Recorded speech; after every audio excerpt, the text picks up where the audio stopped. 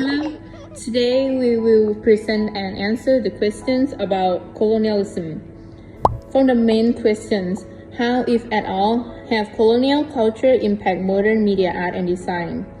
We agree that colonial culture impact modern media art and design. Colonialism is a form of occupying another territory, causing the occupied territory or country to see its sovereignty and fall under the power of government.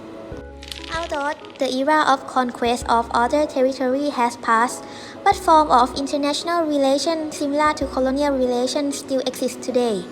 This can be seen from the monopoly or interference in politics, economy, education, culture, including the dissemination of media in various forms.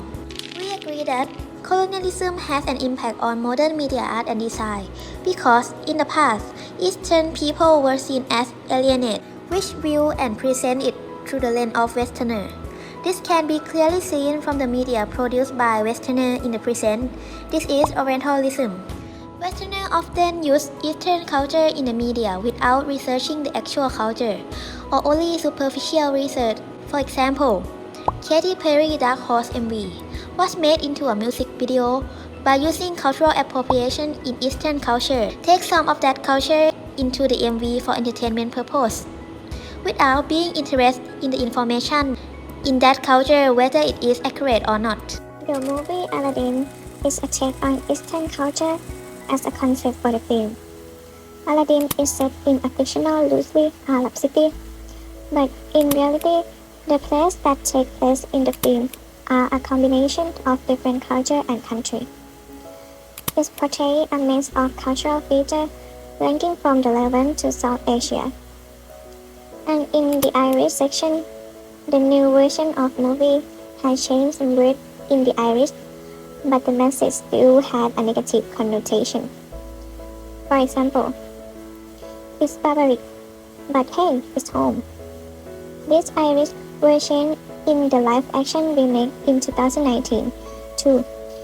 It's chaotic, but hey, it's home.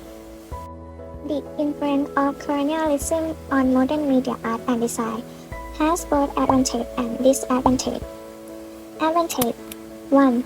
The combination of contemporary art and various cultures make it more diversified, such as various kinds of art and culture, and produce art in many fields. 2. It helps to stimulate the emergence of new forms of art, especially in some countries that do not see the value of art. Disadvantage 1. The traditional culture was destroyed. The colonist culture was repaid, and the identity was destroyed. Artists and original works were repaid by the culture of colonists. A new generation of artists and audience pay attention to and see the importance of Western art over their country traditional art. 2. Colonial or Western art is seen as universal, while other cultures are seen as alienated. 3. We have to study the history of Western art instead of studying my own art history, because they saw that Western art was more international and included in the curriculum. First artist, Mona Haida. Mona Haida is Arab hip-hop artist who used her music as a medium of self-expression, particularly in resisting Orientalism, Islamophobic, and racist rhetoric. She presents a feminist perspective into the world of being both the Oriental and the wealth woman. Haida counters the Orientalist narrative of the oppressed hijabi, the terrorist, the barbarian, and the sexual object. She resists Orientalism and global patriarchy through her musical content and imagery to decolonize the listener mind by challenging the perception of Muslim women and reaffirming the experience of Muslim and Arab American women. The critics of Billboard read Mona Haida's debut song, Hijabi, Wrap My Hijab, as one of 2017's top rated songs, and then later read is one of the 25 top feminists at Dream All of Time. In addition to playing concerts and gigs, She continued to perform her poetry, offer workshops and literatures, as well as give lectures and teaches at universities all over the world. Second artist, Sarah Raza. Sarah Raza is a winning curator and writer specializing in global arts and visual culture from a post-colonial and post-Soviet perspective of arts.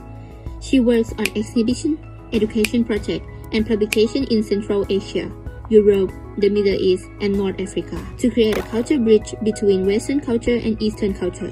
She is the author of Pan-Orientalism, The Art of Rebellion, published by Black Dog Press London. This book focuses on simulating readers to different ideas about the art of Pan-Orientalism expand. In her work, she spoke about the relationships between the former Soviet Union and the Arab world that looked through the lens of many artists.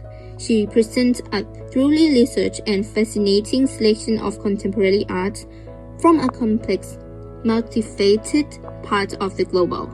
Her work related to Pan-Orientalism were distributed through her books and her exhibitions around the world. Egypt is the first Arabic-speaking country to experience overlapping colonial encroachment by European powers. Orientalists use the comparative method to study the ancient and modern inhabitants of the country, treating Egyptian peasants as passive objects of observation and classification, much like artifacts. Later in World War I, Cairo became an outpost for Australians, and the British made more money from this, and they used Egypt as a moneymaker indefinitely. Furthermore, they teach about Western culture, but it's not important for Egyptian schools.